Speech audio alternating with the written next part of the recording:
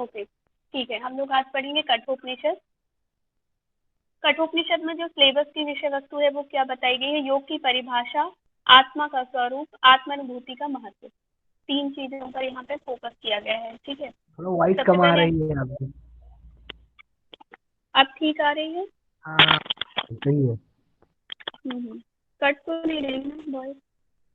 नहीं दी, ठीक है। ओके ओके ठीक है। तो यहाँ पे हम देखेंगे कि जो वेद कौन सी शाखा से लिया गया है, तो कृष्ण यजुर्वेद की कठ शाखा से लिया गया है। इसमें 2 अध्याय हैं और प्रत्येक की 3-3 वल्लियां हैं, मतलब 6 वल्लियां हैं। यदि पूछा गया क्वेश्चन है कि कितनी वल्लियां हैं टोटल, तो टोटल वल्लियां हैं 6। और यदि पूछा गया कि एक अध्याय में कितनी वल्ली है, तो 3 वल्ली है एक अध्याय में। तो इस प्रकार से 2 अध्याय में 3-3 वल्ली है, इनको डिवाइड किया गया है। यहाँ पे जो कठोपनिषद है, कठ नाम के जो तपस्वी आचार्य थे उनके द्वारा ये ज्ञान दिया गया, इसीलिए इस जो उपनिषद का नाम है कठ पड़ा है। ठीक है, उनके नाम पर ही। अब यहाँ पर हम देखेंगे कि कठोपनिषद में किन का संवाद है। तो कठोपनिषद में नचिकेता और उनके पिता उद्दालक और यम, जब उनके पिता, जब स्टार्टिंग से हम देखेंगे, सबसे पहले मेन तो जो संवाद है यम और नचिकेता का ही है, लेकिन जो शुरुआत होती है उनके पिता से होती है इस उपनिषद की, कि उनके पिता यज्ञ कराते हैं और उस यज्ञ में जो ब्राह्मण आते हैं तो उन ब्राह्मणों को दान देते हैं ना, जैसे हम ही ब्राह्मण भोजन कराते हैं तो ब्राह्मणों को कुछ ना कुछ दान दिया जाता है, वैसे ही उनके पिता यज्ञ करवाते हैं और ब्राह्मणों को दान देते हैं। तो ब्राह्मण को दान के रूप में वो क्या देते हैं? गौएं, जो जीर्ण थी, जीर्ण अर्थात जरा जीर्ण कहा गया है, मतलब जिनकी आयु खत्म हो चुकी थी, मतलब जो बूढ़ी हो चुकी थी, जो ना तो दूध दुहने लायक थी, ना तो वो चारा चरने लायक थी। कहा गया कि मतलब उन्होंने पानी भी पूर्ण पी लिया था, खाना भी पूर्ण खा लिया था, अब ना तो वो बच्चा जन्म कर सकती है, ना ही वो दूध दे सकती है, ऐसी गायों का उन्होंने दान दिया था। जब ऐसी गायों का दान देते हुए नचिकेता ने अपने पिता को देखा, तो उनके मन में आया कि ऐसे तो मेरे पिता जो है पाप के भोगी बन जाएंगे यदि ऐसा दान देंगे ब्राह्मणों को, और उनको इससे कुछ प्राप्त तो नहीं होगा, बल्कि जो उन्होंने इतना अच्छा पुण्य कमाया है, जो यज्ञ किया है, तो वह भी उनका पाप स्वरूप में बदल जाएगा। तो नचिकेता जब यह दशा देखते हैं तो वो अपने पिता के पास जाते हैं और कहते हैं कि पिताजी, जब आप अपने ये गौएं जो है, जो आपको प्रिय नहीं है, उनको आप ब्राह्मण को दान दे रहे हैं, जो आपकी प्रिय वस्तु होगी तो उसे आप किसे दान देंगे? तो उनके पिता उनको इग्नोर कर देते हैं, कुछ नहीं बोलते हैं। नचिकेता फिर पूछते हैं कि पिताजी, आपकी जो प्रिय वस्तु है वो आप किसे दान किसे दान देंगे? उनके पिता फिर इग्नोर कर देते हैं, नहीं सुनते हैं। नचिकेता फिर पूछते हैं, कहते हैं पिताजी आप अपनी प्रिय वस्तु को किसे दान देंगे? उनके पिता बहुत क्रोधित होते हैं और क्रोध में कहते हैं मैं तुम्हें मृत्यु को दान देता हूँ। नचिकेता सुनकर बहुत खुश होते हैं, और कोई होता हम होते कहते कैसे हमारे पिता ने बोल दिया। नचिकेता खुश होते हैं और कहते हैं, मतलब वो मन में सोचते हैं कि मेरे पिता की जरूर कोई कामना ऐसी होगी ईश्वर की जो मेरे द्वारा ही कराई जानी है और मेरे पिता का उद्धार होगा उसके द्वारा। तो वो एक आइडियल पुत्र की तरह वो कहते हैं, उसको स्वीकार कर लेते हैं और कहते हैं कि पिताजी मैं आगे जब जाऊंगा तो आप मेरे कार्य में बाधा नहीं बनेंगे, और आपने जो मुझे कार्य दिया है तो मैं उसे पूरी निष्ठा से पूर्ण करूंगा। जब ऐसा कहते हैं तो उनके पिता कुछ नहीं कहते हैं। और यहाँ पर एक चीज और याद रखिएगा कि उनके पिता का नाम क्या था, कोई बताएगा? नचिकेता के पिता का उद्दालक और वाश्रवस भी था। उद्वालक। ठीक है। यहाँ पे एक चीज में लोग कंफ्यूज होते हैं, जो कि मैं भी हुई थी। ठीक है, वाजश्रवा जो थे वो वाजश्रवस के पुत्र थे, अर्थात उद्दालक के, और उद्दालक के पुत्र जो थे नचिकेता थे। मतलब उनके जो वाजश्रवा है, वाजश्रवा के नाम पर ही उनके पुत्र का नाम वाजश्रवस था। इनके अन्य नाम भी बताए गए हैं वाजश्रवा के, मैंने एंड में लिखा है, एक बार दिखा देती हूँ आपको। ये देखिए, वाजश्रवा के जो अन्य नाम है, वाजश्रवा को अरुण भी कहा गया है, औहल्यकी भी कहा गया है, सर्ववेद भी कहा गया है, सर्वमेध भी कहा गया है। ठीक है, और फिर उनके पुत्र को यदि देखेंगे तो उनके पुत्र का नाम क्या था? वाजश्रवस था, अर्थात उनके पिता के नाम पर ही। और एक जगह और मिलता है तो वाजश्रवा को उद्दालक भी कहा गया है। ठीक है, तो ये याद रखिएगा। वैसे मेन जो लिया जाता है सूत्र में, मंत्र के अकॉर्डिंग जाएंगे तो वाजश्रवस को ही उद्दालक कहा गया है, और क्योंकि उनके पिता का नाम अरुण था तो वाजश्रवस को आरुणी भी कहा गया है। फिर हम देखेंगे नचिकेता, नचिकेता को गौतम वंशी भी कहा गया है। ठीक है, तो ये आप लोग याद रखिएगा क्योंकि इनके अन्य नाम भी आपसे पूछे जा सकते हैं। तो हम कहाँ पर थे कि नचिकेता को उनके पिता ने मृत्यु को दान दे दिया था क्रोध में आकर। ठीक है, तो फिर नचिकेता कहते हैं कि अब मैं अपनी पूर्ण निष्ठा से जो मेरे पिताजी ने कहा है उसका पालन करूंगा, क्योंकि ईश्वर का अवश्य कोई कार्य छूटा हुआ है जो उन्होंने मुझे सौंपा हुआ है इस क्रोध के द्वारा। तो वो यम के यहाँ जाते हैं, तब यम उनको नहीं मिलते हैं और नचिकेता भूखे प्यासे 3 रात तक उनके घर के बाहर बैठे रहते हैं और उनकी पत्नी कहती है खाने के लिए, तो वो खाना भी नहीं खाते, ना ही जल ग्रहण करते हैं।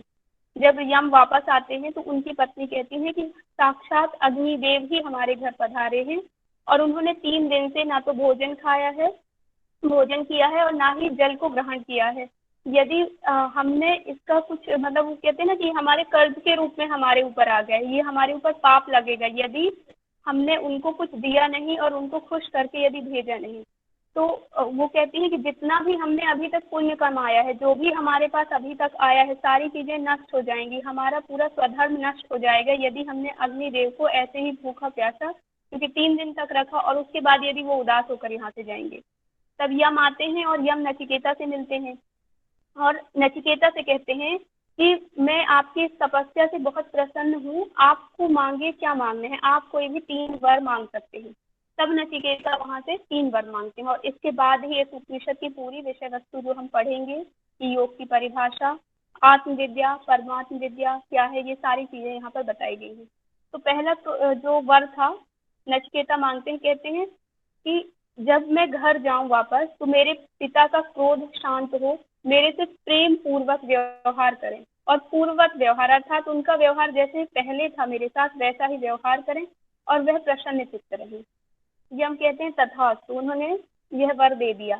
फिर दूसरा वर मांगते हैं, कहते हैं कि मुझे अग्नि विद्या दीजिए। अग्नि विद्या अर्थात स्वर्ग अग्नि का स्वरूप, अर्थात कि मतलब स्वर्ग में जाने के बाद आत्मा का क्या होता है, कैसे व्यक्ति रहता है, मतलब आत्मा की क्या स्थिति होती है स्वर्ग में पहुंचने के बाद, यह विद्या भी यमराज उनको दे देते हैं।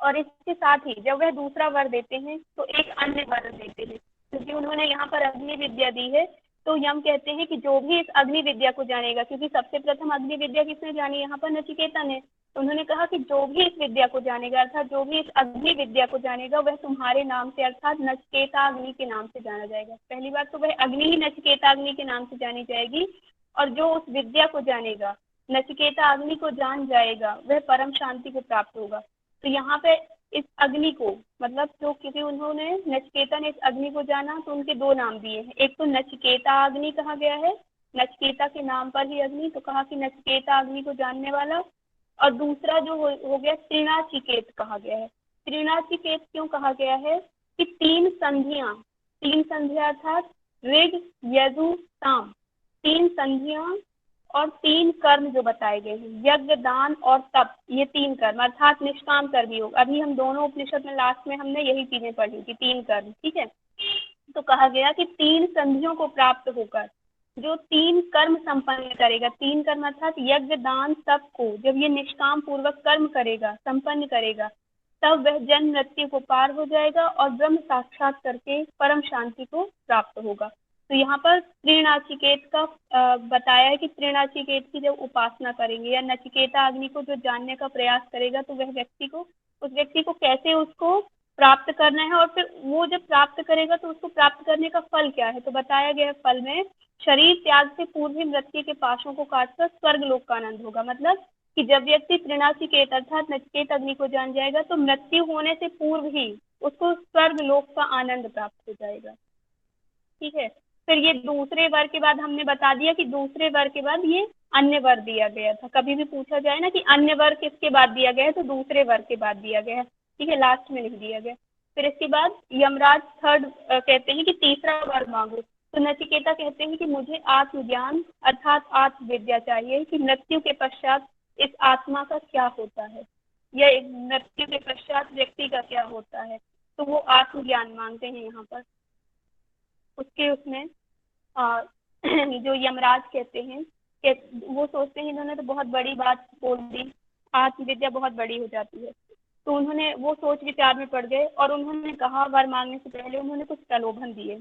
कहते हैं कि आप सैकड़ों शताधिक वर्ष की आयु के बेटे, यहाँ पे कॉमा लगा है, साथ में ही है। शताधिक वर्ष की आयु मतलब सैकड़ों वर्ष की आयु वाले बेटे, पोते, पुत्र या पोते मांग लीजिए।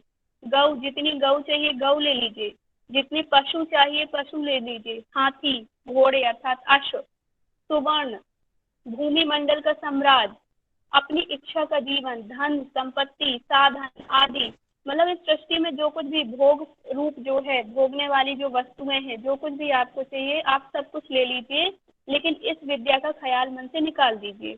यहाँ पर एक बात ध्यान में रखिएगा, जो येलो से जितना भी मैटर मैंने ये टिक किया है येलो से, ये प्रीवियस ईयर के क्वेश्चन पेपर में आया था। प्रीवियस ईयर में पूछा गया था कि यम ने नचिकेता को कौन कौन से प्रलोभन दिए थे। तो पहला था सैकड़ों वर्ष की आयु, दूसरा था गौ, हाथी, घोड़े, अश्व, और थर्ड था भूमि मंडल का साम्राज्य। भूमि को वहां पर भू कहा गया है, भूमंडल का साम्राज्य, और ऑल ऑफ दी अबव। तो ये तीनों ऑप्शन थे, ठीक है। तो यहाँ पर ये प्रलोभन देते हैं, लेकिन नचिकेता कहते हैं नहीं, मुझे तो अग्नि विद्या ही दीजिए। तो यम इतने सारे प्रलोभन देखकर वो चेक करते हैं, उनको उनके मन की स्थिति चेक करते हैं, और वो कहते हैं, जब नचिकेता नहीं मानते हैं तो कहते हैं ये सिर्फ एक बुद्धिमान पुरुष ही हो सकता है जिसको इन सारी चीजों से कोई मतलब नहीं है, जो सिर्फ आत्मज्ञान के लिए टिका हुआ है। अभी भी इतने सारे प्रलोभन देने के बाद भी अभी भी वो कह रहा है कि मुझे आत्मज्ञान देना चाहिए। तो ये जरूर ही कोई एक अनोखा और एक बुद्धिमान पुरुष है, कोई साधारण व्यक्ति नहीं है। इसके बाद उन्होंने बताया कि जीवन यात्रा के दो मार्ग बताए हैं, कि मतलब उन्होंने अग्नि विद्या जब बताई तो उसके आगे ही सारी चीजों का जो ज्ञान दे रहे हैं ये पूरा अग्नि विद्या अर्थात आत्म विद्या का ही उन्होंने ज्ञान दिया नचिकेता को। तो सबसे पहले उन्होंने बताया कि जीवन यात्रा के दो मार्ग कौन कौन से, श्रेय मार्ग और प्रेय मार्ग। श्रेय मार्ग को कहा मोक्ष का मार्ग अर्थात आध्यात्मिक मार्ग, अपवर्ग भी कह सकते हैं इसे। कल्याणकारी मार्ग जो होता है नित्य, यहाँ पे ये कट गया है, विद्या लिखा है लास्ट में, ठीक है, रेड पेन से, विद्या। और फिर प्रेय मार्ग को हम देखेंगे तो सांसारिक मार्ग, भोग का मार्ग, सुख भोग के साधन, अनित्य, अविद्या।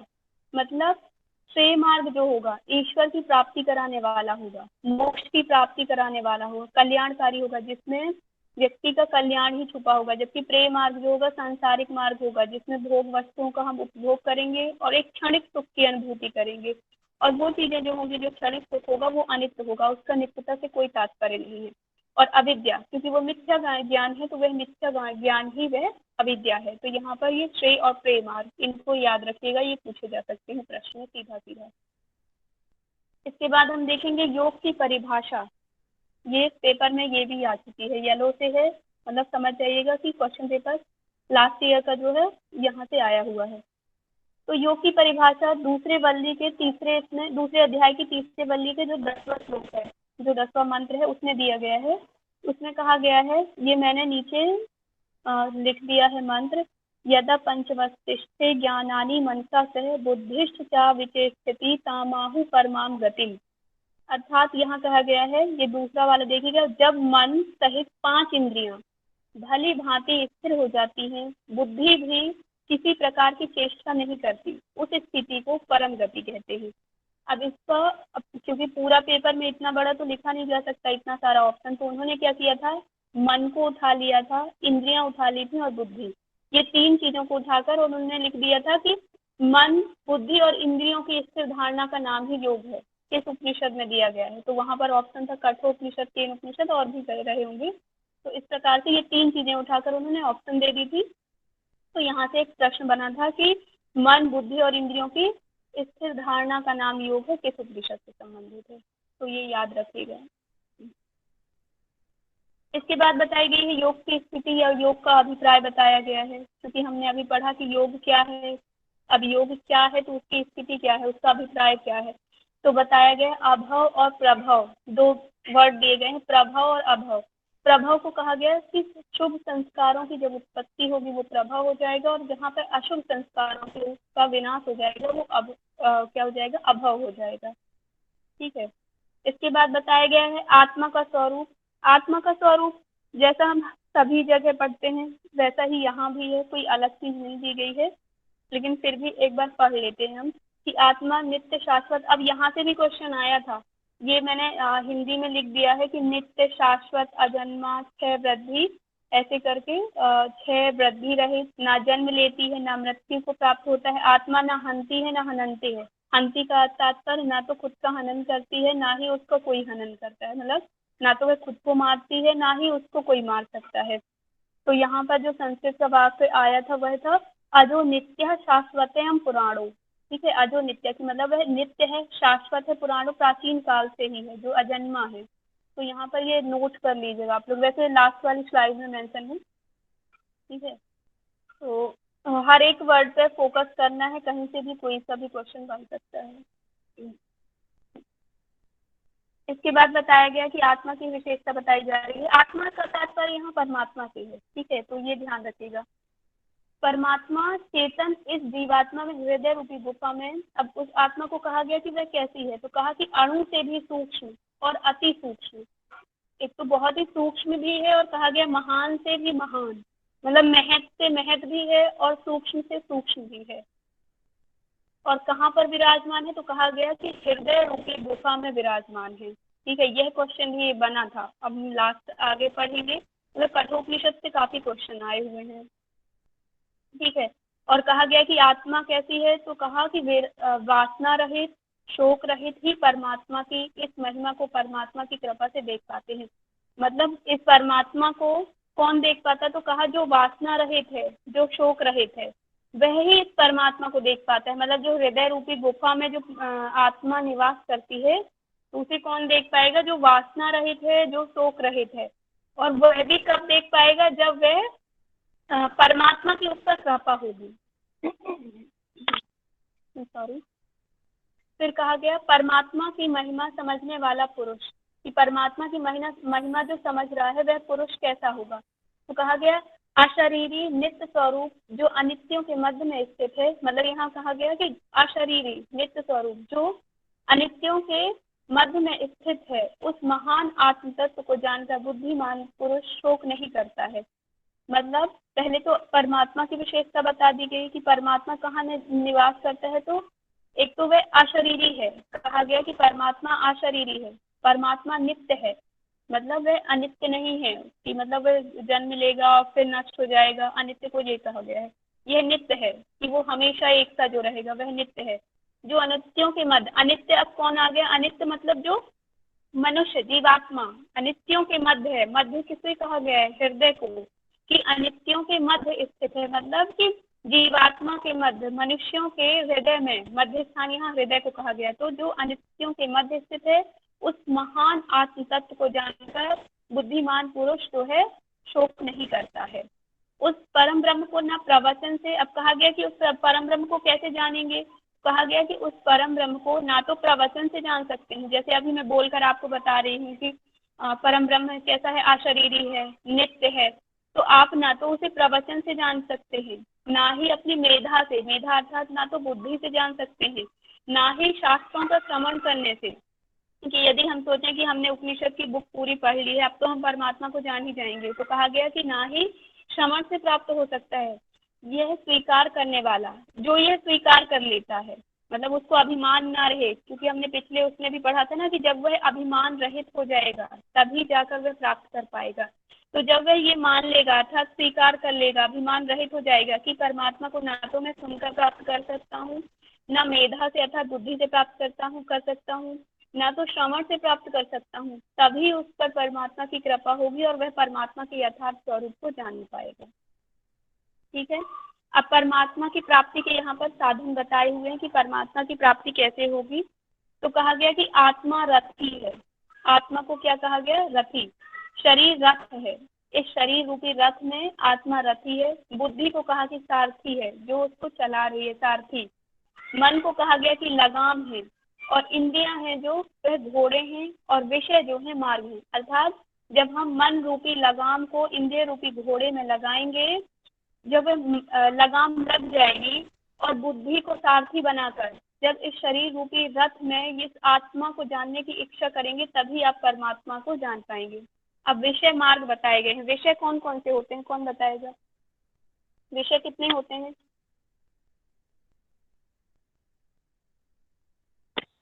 विषय तन्मात्रा वाले जो जिनका काम होता है 5 आंख का काम देखना, हाँ हाँ बताइए ऐसे कौन कौन से। आंख, कान, नाक, त्वचा, जिह्वा, जो भी मतलब सेंस ऑर्गन्स हैं वो सब जो भी ज्ञान कराते हैं वे सभी विषय के अंतर्गत आएंगे। कौन बताएगा विषय कौन से होते हैं। मैडम ये काम, क्रोध, लोभ, मोह, मतलब आश्चर्य ये है। सॉरी सॉरी, और कोई बताइए, किसी को पता नहीं। पंचतन्मा, सुनना, देखना, सूंघना, हाँ छूना, मेन उनको शब्द दीजिए, शब्द कौन से करेंगे। स- 5 रूप, आप लग रहे हैं रूप कि रस गंध ग्रहण, शब्द। चक्षु, नहीं नहीं, अभी किसी ने सही बोला था, फिर बताइए। रस रूप रस गंध शब्द स्पर्श। वेरी गुड, ये है विषय। ठीक है, रस रूप गंध स्पर्श और शब्द, ये जो 5 बताए गए हैं ये इंद्रियों के विषय हैं। ठीक है, और जो आप लोग बता रहे थे ना वो इंद्रियां बता रहे हैं आप लोग, है ना। तो यहाँ पर विषय में क्या आ जाएगा, रस रूप गंध शब्द स्पर्श, ये जो है ये विषय बताए गए हैं। तो कहा गया कि विषय जो है मार्ग है। ठीक है, अब यहाँ पर इनको अच्छे से पढ़ लीजिएगा। यहाँ पे क्वेश्चन ये बन सकता है कि आत्मा को क्या कहा गया है कठोपनिषद में, तो आत्मा रथ ही है। ठीक है, जैसे यदि हम एक रथ की कल्पना करें कि जो रथ है, तो इस शरीर को रथ ले लिया गया। अब इसमें कौन बैठा हुआ है रथ के, रथ में तो रथ में आत्मा बैठी हुई है जिसके द्वारा ये शरीर चल रहा है, तो उसको रथी कहा गया। सारथी, साथ कौन दे रही है, आत्मा अकेली कुछ नहीं कर पाएगी यदि बुद्धि उसका विचार ही ना करे, तो सारथी। ठीक है, जैसे श्री कृष्ण ने अर्जुन का साथ दिया था सारथी बनकर, अर्जुन अकेले कुछ नहीं कर पाते, वैसे ही बुद्धि यहाँ सारथी है। मन को कहा गया कि लगाम है, और इंद्रियों को कहा गया कि घोड़े हैं। अब घोड़े ही ना रहे, इंद्रियां ही ना रहे, तो उनके जैसे विषय हैं रस रूप स्पर्श गंध, और इंद्रियां जो हैं जिनके द्वारा हम देख रहे हैं, सुन रहे हैं, चल रहे हैं, बोल रहे हैं। तो यदि इंद्रियां भी नहीं होंगी तो ये रथ और रथी का भी कोई काम नहीं होगा। तो यहाँ पर इन सभी की महत्ता बताई गई है कि किनका क्या काम है और किसको वश में करके उस परमात्मा की प्राप्ति को, उस परमात्मा को प्राप्त किया जा सकता है। इसके बाद नेक्स्ट हम देखेंगे, 2 टर्म आई है यहाँ पर। एक तो आया है अविज्ञानवान और दूसरा आया है विज्ञानवान। अविज्ञानवान कहा गया है विवेकहीन बुद्धि वाला, जिसके अंदर विवेक ही नहीं है उसको अविज्ञान, मतलब जिसके अंदर ज्ञान ही नहीं है, जिसके अंदर का ज्ञान नष्ट हो चुका है, जो अज्ञानी है, अंधकार में घिरा हुआ है, वह कौन हो जाएगा, अविज्ञानवान। मन और इंद्रियां जिसकी वश में नहीं है। अब क्योंकि यहाँ पर बताया गया है ना कि प्राप्ति करनी है, हमको परमात्मा की प्राप्ति करनी है, तो उसने कहा कि मन का जो है लगाम लगाइए इंद्रियों में मन के द्वारा, तभी जाकर उस परमात्मा को जान पाएंगे। तो कहा कि जो अविज्ञानवान होगा तो उसकी मन और इंद्रिया वश में ही नहीं होंगी, उसके अंदर अज्ञान होगा, उसका विवेकहीन हो चुका होगा, उसमें बुद्धि ही नहीं होगी। और कहा गया कि जो विज्ञानवान है कि परमात्मा की प्राप्ति कैसे हो जाएगी, तो कहा विज्ञानवान को परमात्मा की प्राप्ति हो जाएगी। विज्ञानवान जो होगा वह कैसा होगा, तो कहा गया कि विवेक युक्त बुद्धि वाला, मन और इंद्रियां जिसकी वश में है, जिसको ज्ञान की प्राप्ति हो चुकी है, वह विवेक युक्त पुरुष कहलाएगा। अब यहाँ पर श्रेष्ठता बताई गई है कि जो हमने ऊपर पढ़ा, इंद्रियां पढ़े, विषय पढ़े, मन पढ़ा, तो कहा कि इनमें श्रेष्ठ क्या क्या है, आखिर किसको श्रेष्ठ कहा गया है। तो कहा गया कि इंद्रियों से श्रेष्ठ विषय हैं। विषय कौन से, जो शब्द आदि अभी हमने बताए, जो 5 तन्मात्राएं हैं वह विषय हैं। तो इंद्रियों से श्रेष्ठ विषय, विषय से श्रेष्ठ है मन, मन से श्रेष्ठ है बुद्धि, बुद्धि अर्थात महत भी कहते हैं जिसे हम, और बुद्धि से श्रेष्ठ है आत्मा, आत्मा ही जिसको सबका स्वामी कहा गया है। यहाँ मैंने एक लाइन में लिख दिया कि इंद्रिया विषय एरो लगा के, तो ये लोग ये आप लोग अच्छे से मतलब समझ पाएंगे, जैसे कि इंद्रिया से श्रेष्ठ विषय, विषय से श्रेष्ठ मन, मन से श्रेष्ठ बुद्धि, और बुद्धि से श्रेष्ठ है आत्मा अर्थात परमात्मा जो कि सबका स्वामी है। अब इसके बाद आता है उत्तिष्ठ जागृत प्राप्त वरान्य बोधत। ये किसने दिया था ये लाइन, बताइए। बहुत ही फेमस स्वामी विवेकानंद। विवेकानंद ने दिया वेरी था। गुड। तो ये स्वामी विवेकानंद जी ने कहा था उत्तिष्ठ जागृति, है ना। तो ये जो ली गई है ये किससे ली गई है, कठोपनिषद से। प्रथम अध्याय की जो तीसरी वल्ली है उसका 14वां जो मंत्र है उससे लिया गया है। इसका तात्पर्य है उठो जागो और श्रेष्ठ महापुरुषों को प्राप्त करके उनके पास जाकर उस परम ब्रह्म परमेश्वर को जान लो। मतलब उठो जागो का मतलब कैसे, यहाँ पर हम सो नहीं रहे हैं, सोने से तात्पर्य नहीं है। यहाँ कहा गया कि उठो जागो अर्थात अपने आत्मा का जो अज्ञान रूपी अंधकार तुम पर छाया हुआ है, जो तुम भोगों में लिप्त हो, जो इस सांसारिक मार्ग में लिप्त हो, तो वहां से निकलो, उठो और जागो। जागो अर्थात ज्ञान प्राप्ति के लिए अपनी इंद्रियों को, अपने अंतःकरण को जगाओ और श्रेष्ठ महापुरुषों के पास जाकर, अर्थात किसी श्रेष्ठ गुरु के पास जाकर शास्त्र श्रवण करके, तो उनको प्राप्त करके और परम ब्रह्म परमेश्वर का ज्ञान प्राप्त करो। अब कहा कि वह परमेश्वर कैसा है जिसे तुमको प्राप्त करना है, तो वह कैसा है, तो कहा गया कि परमेश्वर जो है विषय रहित है। विषय कौन सी, जो हमने तन्मात्राएं पढ़ी थी कि उसको ना तो शब्द की जरूरत है, ना उसे रस की जरूरत है, तो ऐसे शब्द आदि विषयों से वह रहित है। वह नित्य है। नित्य है मतलब हमेशा एक सा जो रहेगा, अनादि है, श्रेष्ठ है और सत्य है। तो वह परमात्मा की विशेषता बता दी गई कि जिसे तुम्हें पाना है तो वह कैसा है, तो बता दिया गया कि वह ऐसा है, अब तुम्हें इसको प्राप्त करना है, इसीलिए तुम उठो, जागो और जाओ, प्राप्त करो उसे। अब कहा गया कि यदि तुम उसे प्राप्त कर लोगे तो फल की क्या प्राप्ति होगी, तो कहा कि मनुष्य मृत्यु के मुख से सदा के लिए छूट जाता है। यदि तुम उस परमेश्वर को प्राप्त कर लोगे, उसे जान लोगे, अर्थात आत्मज्ञान यदि तुम्हें हो जाएगा, तो तुम मनुष्य के जो हो, तुम मृत्यु के मुख से सदा के लिए छूट जाओगे, अर्थात मृत्यु भी तुम्हें छू नहीं पाएगी। मतलब अमर होने की बात की गई है कि अमर हो जाओगे। अब बताया गया परमात्मा का मानव शरीर में निवास क्या है, तो यहाँ कहा गया है, ये देखिए दूसरे अध्याय की जो प्रथम वली है उसके 12वें सूत्र में, मंत्र में बताया गया है। क्या बताया गया, अंगुष्ठ मात्रा पुरुषो मध्य आत्मनि तिष्ठति ईशानो भूत भविष्यता न ततो विजुगुप्त से एतदे ततः। मतलब यहाँ कहा गया कि अंगुष्ठ मात्र, अंगूठे के आकार का वह पुरुष, पुरुष अर्थात परमात्मा, मध्य में आत्मनि तिष्ठते, मतलब मध्य किसे कहा गया है, शरीर का मध्य भाग, हृदय का को कहा गया है कि जो हमारा हृदय है वह शरीर का मध्य भाग है। तो कहा गया कि वहां पे परमात्मा का निवास है। और उस परमात्मा, अब देखिए ये मैंने जो येलो से टिक किया है, मतलब ये आया था क्वेश्चन की परमात्मा का जो निवास स्थान बताया गया है हृदय काश में, वह किस आकार का बताया गया है। या तो अंगुष्ठ मात्र परमात्मा कठोपनिषद में कहाँ निवास करता है, तो बताया गया है कि हृदय काश में। ठीक है, तो ये दोनों वर्ड आपको याद रखने हैं कि परमात्मा का परिमाण क्या है, अंगुष्ठ मात्र, और शरीर के मध्य का भाग कौन सा है, तो वह है हृदय काश, जहाँ पर परमात्मा अंगुष्ठ मात्र परिमाण में विराजित है। इसके बाद जो सेकंड लाइन दी गई है ईशानो भूत भविष्य, तो इसके लिए कहा कि जो भूत भविष्य वर्तमान अर्थात तीनों कालों में शासन करने वाला, उसके विषय में जानने के बाद किसी की भी निंदा नहीं करनी चाहिए। क्यों नहीं करनी चाहिए निंदा, अब कहा गया कि शरीर के मध्य भाग में अर्थात हृदय में कौन है, विराजमान परमात्मा को कहा गया।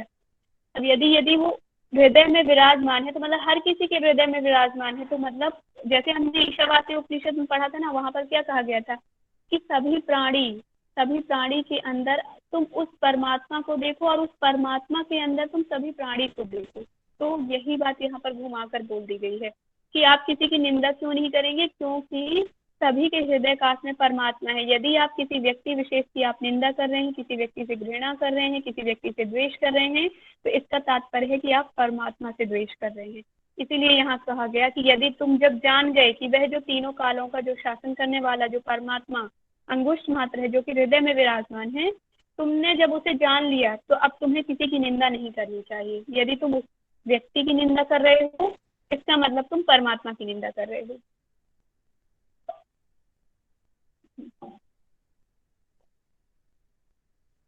11 द्वारों वाला, 11 द्वार कौन कौन से हैं, कौन बताएगा, हमने पहले भी पढ़े हैं। 11 द्वार कौन कौन से हैं? मैम 2 नासिका छिद्र, फिर 2 कान के, ठीक है, और नाभि, उपस्थ और गुदा द्वार। और कोई बताएगा? मैं बताऊं दीदी? हाँ बताइए। 2 नेत्र, 2 कर्ण, 2 नासिका के छिद्र, 1 मुख, नाभि, गुदा और जनन इंद्रिय और ब्रह्मरंध्र। जी, कोई और बोल रहा है कुछ? ठीक, तो यहाँ पर 11 द्वार बताए गए हैं। ठीक है, इनको आप लिख लेना। मैंने यहाँ मेंशन नहीं किए हैं, ध्यान नहीं दिया था मैंने। एक बार और बोल दीजिए यदि किसी को लिखना हो। किसी को लिखना तो नहीं है 11 द्वार वाले जो नगर हैं?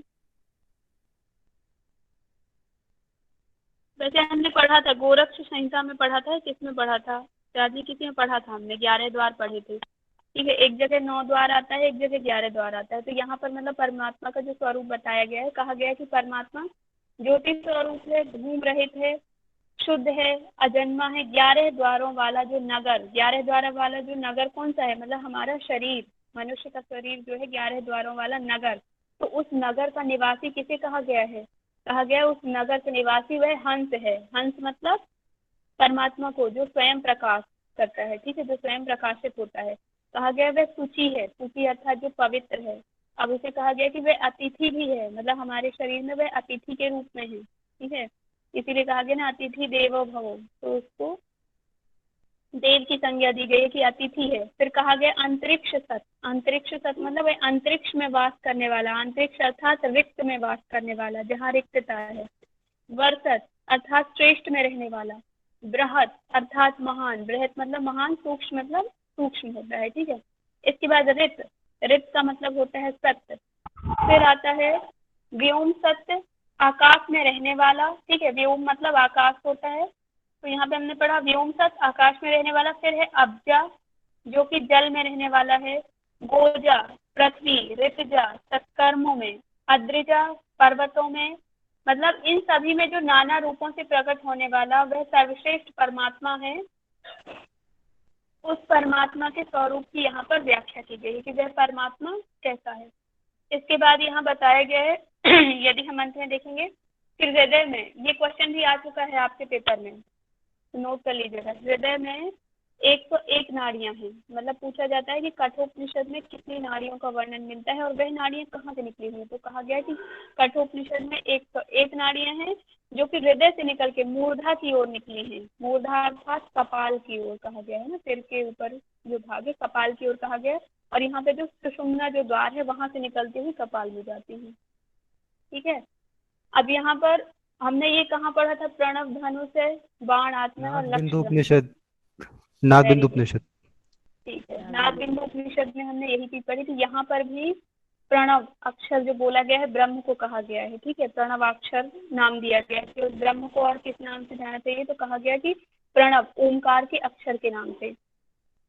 तो इस प्रणव को उन्होंने कहा कि ओम को धनुष मानो, बाण मानो आत्मा को, और उस ब्रह्म रूपी लक्ष्य की प्राप्ति का मार्ग बताया है। फिर कहा गया कि वह अक्षर ब्रह्म जो है, अर्थात जो प्रणव की उपासना करेगा वह साधक ब्रह्म लोक में पहुंच जाएगा, अर्थात परमात्मा प्राप्ति होगी। इसके बाद आत्म अनुभूति की महत्ता बताई गई, जो हमारे सिलेबस का जो 3rd पार्ट है वो कहा गया कि आत्म अनुभूति की महत्ता, कि आत्म की अनुभूति कैसे होगी। तो कहा गया जो जीवात्मा जो है, जीवात्मा में निवास करने वाले अंगुष्ठ मात्र परमात्मा की श्रेष्ठता का ज्ञान, उसकी विलक्षणता मतलब उसमें कौन कौन सी विलक्षण चीजें हैं उसको जो भली भांति समझ जाएगा, जो सूक्ष्म से अति सूक्ष्म इस आत्मज्ञान को जान लेगा, जो मनुष्य धैर्य पूर्वक ये सारी चीजें जानेगा, और जो मनुष्य आत्मा को शरीर से पृथक करके ही आत्मा की अनुभूति करने में सफल होता है, मतलब जब वो शारीरिक भान छोड़ देगा, जब वह समझेगा कि मैं आत्मा स्वरूप हूँ, तभी वह उस परमात्मा को जान पाएगा। तो कहा गया कि इसके लिए आपको धैर्य पूर्वक एक लंबे समय तक, जैसे महर्षि पतंजलि ने कहा, क्या कहा है इसके लिए बताइए, कोई बताएगा? धैर्य पूर्वक यहाँ आया, स्थिर सुखम आसनम। नहीं, प्रयत्न धैर्य पूर्वक प्रयत्न करना है लंबे समय तक। प्रयत्न वेरी गुड मोहित जी ने बताया, हाँ, किसका तो दीर्घ काल निरंतर सत्कार सेविता दृढ़ भूमि। तो यही यहाँ पर कहा गया है कि सत्कार पूर्वक मतलब धैर्य पूर्वक एक लंबे समय तक, जब अपने आप किसको क्या बोलते हैं, शरीर का भान अलग छोड़ देंगे, सिर्फ आप आत्मिक दृष्टि कर लेंगे, तब जाकर आप परमात्मा को प्राप्त कर पाएंगे और उसकी अनुभूति में सफल हो पाएंगे, अर्थात परमात्मा की अनुभूति कर पाएंगे। इसके बाद ये जो मैंने बताया था आपसे कि अजो नित्य शाश्वतो पुराणम, ये आप यहाँ पे देख लीजिएगा, इनके नाम बता दिए थे, और ये उपनिषद आपका यहाँ पर खत्म होता है। ठीक है, एक और वर्ड आया था, क्या बोलते हैं, वो मैंने बता दिया था। अच्छा हाँ, ये जो अजो नित्य शाश्वतो अयम पुराणो, ये गीता में भी यही लाइन मिलती है, तो ये भी ऑप्शन में पूछा जा सकता है कि किन 2 ग्रंथों में है, तो एक तो कठोपनिषद में है और गीता में, दोनों में वर्णन आता है। ठीक है, अब किसी का कोई डाउट हो तो पूछ लीजिए, यहाँ पर आपका ये उपनिषद कंप्लीट होता है। दीदी एक मिनट, जो नित्य शाश्वतों वाला एक मिनट खोल दीजिए ना, हाँ सबसे लास्ट स्लाइड। ठीक ठीक। ओके, ये है अजो नित्य शाश्वतो अयम पुराण।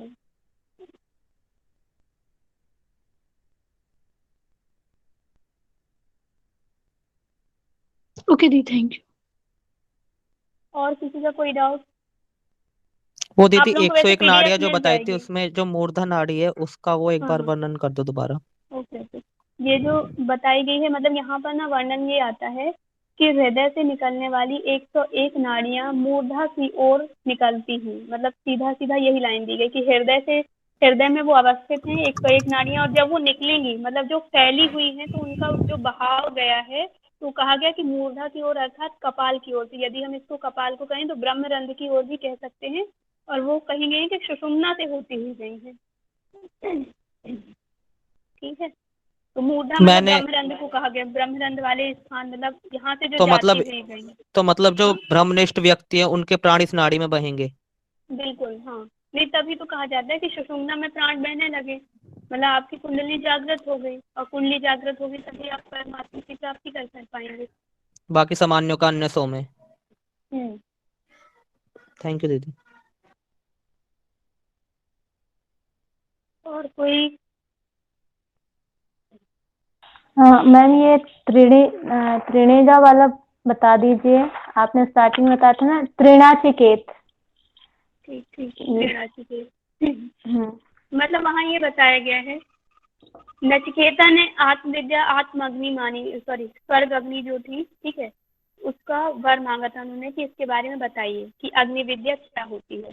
तो उन्होंने जब बताया, यम ने अग्नि विद्या जब बता दी, तो कहा कि ये जो मैंने अग्नि विद्या तुम्हें बताई है ये तुम्हारे नाम से भी जानी जाएगी। तो उसका नाम क्या था? नचिकेता था। तो कहा कि ये अग्नि विद्या तुम्हारे नाम से अर्थात नचिकेता अग्नि के नाम से भी जानी जाएगी, और इसे ही त्रिणाचिकेत भी कहा जाएगा। अब इसे त्रिणाचिकेत क्यों कहा जाएगा? कहा गया कि ऋग, यजु और साम, इन 3 संधियों को जो प्राप्त होकर और 3 कर्म अर्थात निष्काम कर्म करेगा, जब ज्ञान दान तप, इन 3 चीजों को जब कर्म संपन्न करेगा तब जाकर वह त्रिणाचिकेत को प्राप्त कर पाएगा। और त्रिणाचिकेत अग्नि का मतलब ये क्या कहना चाहिए, विधि एक प्रकार की कहनी चाहिए, विधि बताई गई है कि उन 3 प्रकार की चीजों को करके हम नचिकेत अग्नि को प्राप्त कर पाएंगे। नचिकेत अग्नि रूपी विद्या से ईश्वर की प्राप्ति हो जाएगी। और दीदी इससे ओके थैंक यू। इसके बाद ही एक और एक्स्ट्रा वो दिया था उन्होंने वर, वो क्या था वो समझ नहीं आया। क्या मतलब? आपने बताया था ना सेकंड के हाँ बाद हाँ उन्होंने एक एक्स्ट्रा वर दिया था, वो समझ नहीं ठीक आया कि है, वो क्या था। देखिए पहला बार क्या दिया बताइए। पहला वर तो पिता की प्रसन्नता मांगी थी उन्होंने।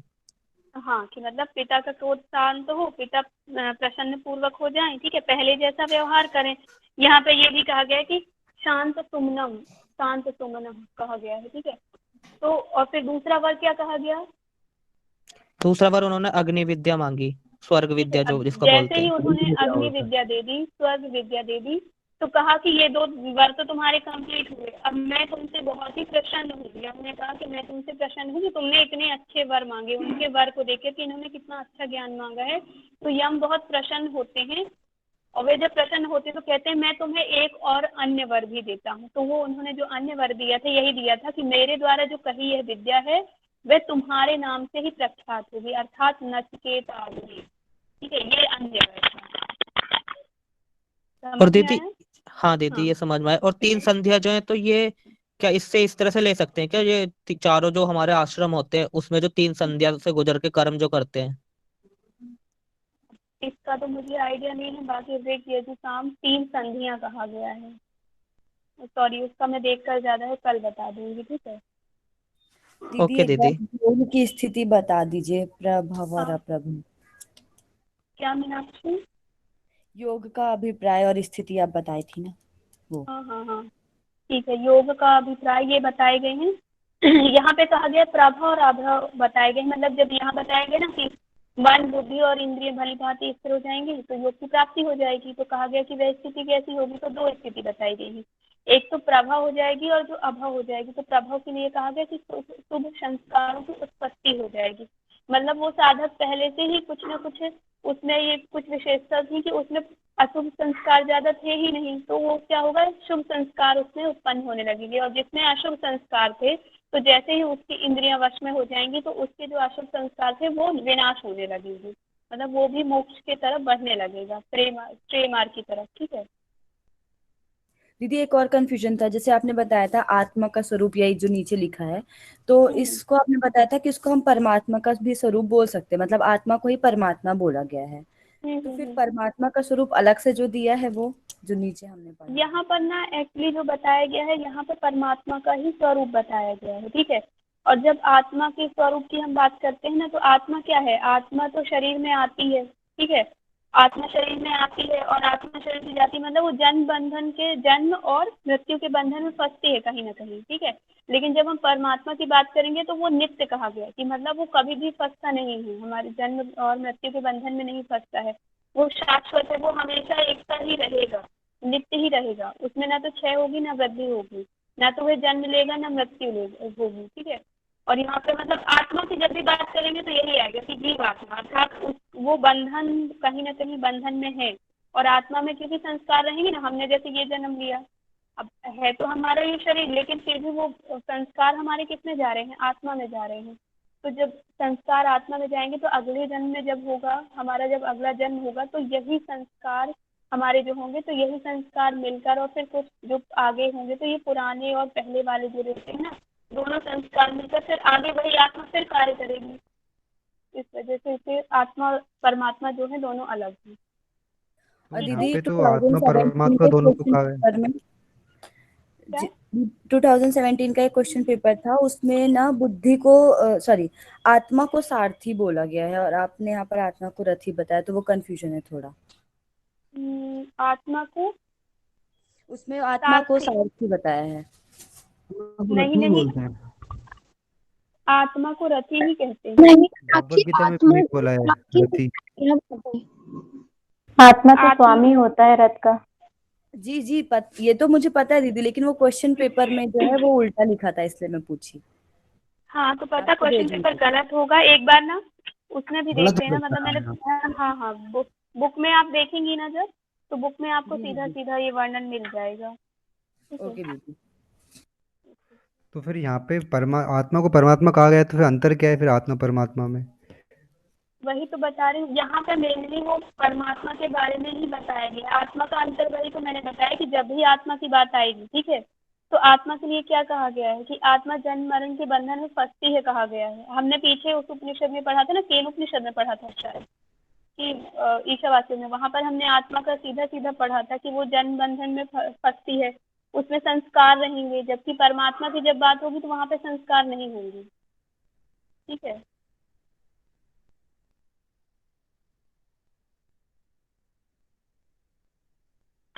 मैं स्लाइड हटा दूं क्या, हो गया?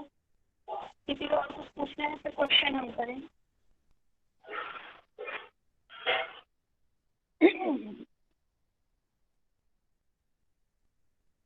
आत्मा को बाण और ये ब्रह्म को लक्ष्य बताया, ये और किस उपनिषद में भी आपने बताया था, थोड़ा एक बार बता दीजिए। नाद नाद बोलिए उपनिषद में।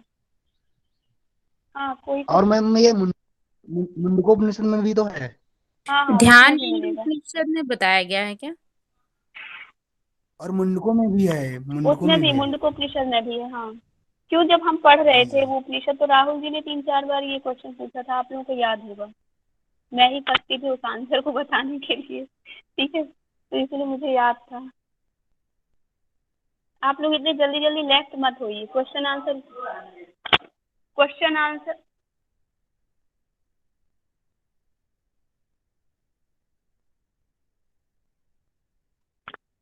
सभी लोग लेफ्ट मत होइए, क्वेश्चन आंसर पूछ रही हूँ मैं, ठीक है, वो बताइएगा। चलिए बताइए, योग की परिभाषा बताइए कोई भी, यहाँ पे योग की परिभाषा क्या बताई गई है? इंद्रियों की स्थिर धारणा को योग कहते हैं।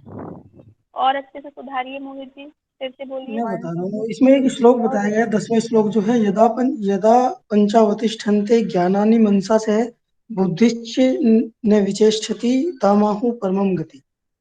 ठीक है, याद हो गया आपको? ये पहले ही याद था, मुझे याद किया था मैंने। चलिए अच्छी बात है ये तो, ठीक है। तो ये यहाँ पर योग की परिभाषा बताई गई है। ठीक, कठोपनिषद में कितनी नाड़ियों का वर्णन मिलता है? 101। 101, ठीक है। और 101 आगे जाकर हम पढ़ेंगे 2 और उपनिषद। एक तो प्रश्नोपनिषद में मिलेगा 101 नाड़ियों का वर्णन, और एक में भी छंदोग उपनिषद में, आई एम नॉट श्योर, ठीक है, तो वहां भी मिलेगा। इसके बाद ये बताइए कि जो परमात्मा का परिमाण बताया गया है, कितना बताया गया है? अंगुष्ठ मात्र। और परमात्मा का निवास स्थान? हृदय। हृदयाकाश। ठीक है।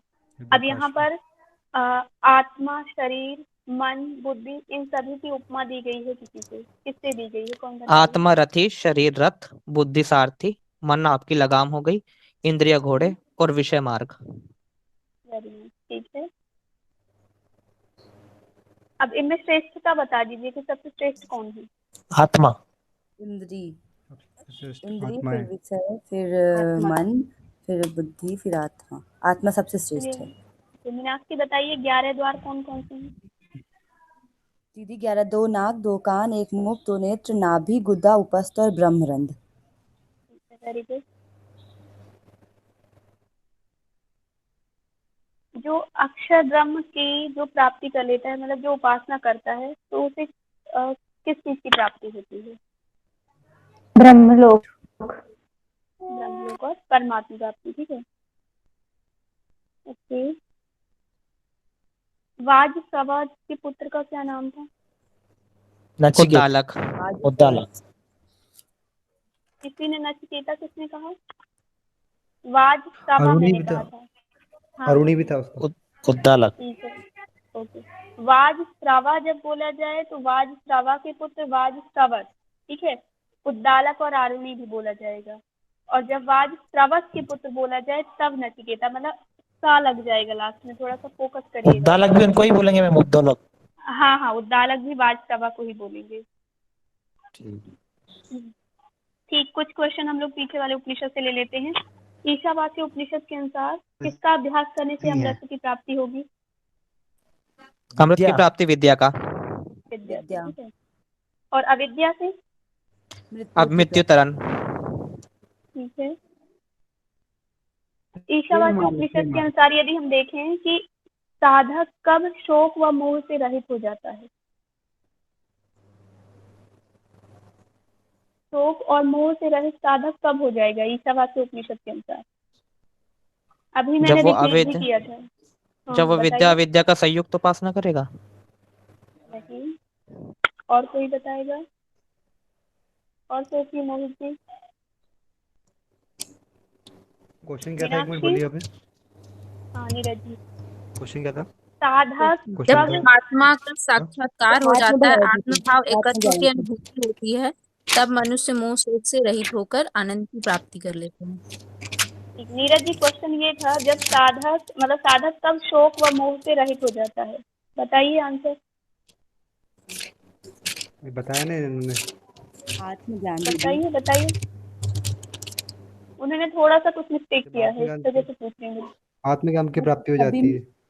एकत्व की भावना आ जाती है और वह मनुष्य शोक और मोह शोक से रहित होकर उच्चावस्था अर्थात आनंद की प्राप्ति कर लेता है, तब उसे ही आत्मज्ञान कहते हैं। और आत्मभाव जहाँ पर भेद की समाप्ति हो जाती है। ठीक है, जब मतलब यहाँ पर ना मनुष्य ये संपूर्ण प्राणियों को परमात्मा में और संपूर्ण प्राणियों में परमात्मा को देखता है। अब ये है एग्जैक्ट पॉइंट जो नीरज जी ने बताया, ठीक है, कि जब सब प्राणियों के प्रति आत्मभाव की भावना हो जाएगी, मतलब सभी प्राणियों में परमात्मा को देखना और परमात्मा में सभी प्राणियों को देखना, तो जब सभी प्राणियों के प्रति आत्मभाव हो जाएगा तब व्यक्ति शोक और मोह से रहित हो जाएगा। ठीक है। यक्ष कौन है? ब्रह्म। ब्रह्म। ब्रह्म। ठीक है। यक्ष से मिलने कौन कौन से देवता गए थे? अग्नि और वायु। अग्नि और इंद्र। इंद्र। वायु देवता का क्या नाम था? मातृदेवता। ठीक है। अग्निदेव का अन्य नाम? जातवेदा। जातवेद। ठीक है। योग की जो स्थिति बताई गई है, योग के अभिप्राय बताए गए हैं कठोपनिषद में, कौन कौन से बताए गए हैं? 2। प्रभाव अप्रभाव। ठीक है, वेरी गुड। इसके बाद जो विज्ञानवान कहा गया है ना, एक टर्म ली गई है विज्ञानवान। विज्ञानवान किसे कहा गया है इधर? विवेकहीन वाला जो मन विवेकशील है। इंद्रियों को वश में नहीं है। बस में है जिनकी इंद्रियां। हाँ, मन जिनकी की है। इंद्रियां वश में है। हाँ ठीक है। ब्रह्म विद्या के 3 आधार कौन कौन से कहे गए हैं केन उपनिषद में? प्रणव, दम, कर्म। ब्रह्म विद्या के 3 आधार या 3 साधन तप, दम और कर्म है। ठीक है। अच्छा, ब्रह्म को और किस नाम से जाना जाता है केन उपनिषद में? तद्वन। तद्वन नाम से। ठीक है, ओके। इसके बाद नेक्स्ट क्वेश्चन है आपका कि सत्य की सहज अनुभूति कैसे होगी? आत्मज्ञान से, आत्मविद्या, परम पिता परमेश्वर की प्राप्ति और उसी से सब कुछ प्राप्त हो जाए। ठीक है। अच्छा, यहाँ पे मैंने एक लाइन बोली थी, वो याद कर लीजिए, तो उसको पूरा याद करना नहीं पड़ेगा। है किसी को याद? आत्मना विदन्ते वीर्यम विद्या विदन्ते अमृतम। Very good. ठीक है, आत्मना विदन्ते वीर्यम विद्या विदन्ते, आत्मज्ञान, आत्मबल, आत्मविद्या, आत्मस्वरूप परमात्मा की प्राप्ति हो जाती है। ओके ओके, ठीक है नीरज जी, बहुत बढ़िया, थैंक यू। ब्रह्म को कौन नहीं जानता है? जिसमें अभिमान हो, समझता है कि मैंने जो ये कहता है कि मैं ब्रह्म को जानता हूँ वही ब्रह्म को नहीं जानता। जिसने उस यथार्थ लक्ष्य को जान लिया है वह क्या किस चीज की प्राप्ति करता है? सत्य, परमात्मा को जानकर अमर की प्राप्ति होती है उसको। अमर, वह अमर हो जाता है। ठीक है। यहाँ पे जो कठोपनिषद है उनके तपस्वी कौन से थे? तपस्वी कितनी वल्लियां हैं कठोपनिषद में? कितनी वल्लियां? 3 वल्लियां हैं, 2 अध्याय 3 वल्ली। ये आप लोगों का यही आंसर सुधारना था। कितनी वल्लियां हैं जब पूछा जाए तो 6 वल्लियां हैं। ठीक है। हाँ, और जब पूछा जाए कि दो अध्याय में कितनी वल्ली है तो 3 वल्ली है। ठीक है। दीदी, बलिया का मतलब क्या है? बलिया दोबारा से रिपीट करना, इसे क्या बताया आपने? मैंने ये कहा कि कठोपनिषद में कितनी वल्लियां हैं जब पूछा जाए तो आपका आंसर होगा 6 वल्लियां हैं। हाँ, बलिया मतलब सूत्र? नहीं, सूत्र नहीं है यहाँ पे ना, एक खंड के रूप में कि जैसे अध्याय ले लिया और अध्याय में उसके अंदर भी अध्याय बांट दिए तो अध्याय को ही, हाँ, उप अध्याय जो, ठीक है। हाँ, खंड बोलेगा? खंड नहीं बोलेंगे आप, यहाँ पे वल्ली ही बोलेंगे। सभी को अलग अलग डिवाइड किया गया है। ठीक है। ठीक है। जैसे केन उपनिषद को हमने खंड के रूप में डिवाइड किया है और यहाँ पर वल्ली के रूप में बोला गया है। ठीक, ठीक है। नचिकेता ने 3 वर कौन कौन से मांगे थे? पिता की प्रसन्नता, स्वर्ग की अग्नि, और ये मरने के बाद आत्मा का क्या होता है? आत्मज्ञान। आत्मज्ञान। Very good. जो निष्काम कर्म योग है उसमें 3 कर्म बताए गए हैं। 3 कर्म कौन कौन से हैं? यज्ञ, दान और तप। जी, वेरी गुड, सबको रट गया। ईशावासी उपनिषद की जो विषय वस्तु है मतलब हमारे सिलेबस की, वह कौन सी है? क्या बताया गया है? कर्मनिष्ठा की अवधारणा, अविद्या, विद्या, ब्रह्म ज्ञान और आत्मभाव। सभी लोग बताइए। और कठोपनिषद की क्या है विषय वस्तु? योग की परिभाषा, आत्मा का स्वरूप, आत्मानुभूति का महत्व। केन उपनिषद में कितने मंत्र बताए गए हैं? 34 4 अध्याय। हाँ, वेरी गुड। ठीक है। जो 4 प्रश्न शिष्य ने अपने गुरु से पूछे हैं वह कौन बताएगा? जी। किसके द्वारा प्रेरित होकर मन अंतःकरण अपने विषयों में जाता है? किसके द्वारा श्रेष्ठ प्राण चलता है? और किसके द्वारा वाणी को क्रियाशीलता है? और कौन देव नेत्र और कर्ण को नियुक्त करता है? Very good. ठीक है, सभी से बनने लगा है। सब लोग इसके नोट्स अच्छे से बना लीजिएगा। ठीक है, बहुत अच्छा, थैंक यू सभी को। अब प्रेयर करा दीजिए। कौन?